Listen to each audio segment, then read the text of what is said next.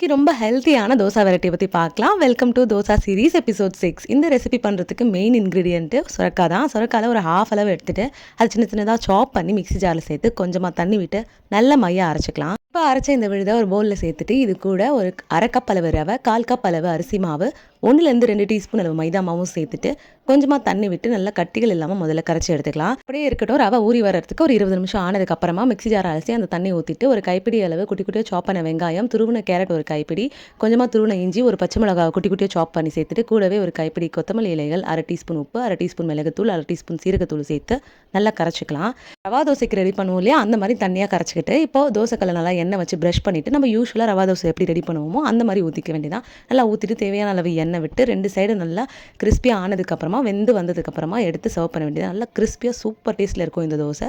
சுரக்கால தான் செஞ்சதுன்னே கண்டே பிடிக்க முடியாது. நீங்களும் கண்டிப்பாக ட்ரை பண்ணி பார்த்துட்டு மறக்காம நம்ம சேனலை ஃபாலோ பண்ணிக்கோங்க. டாட்டா.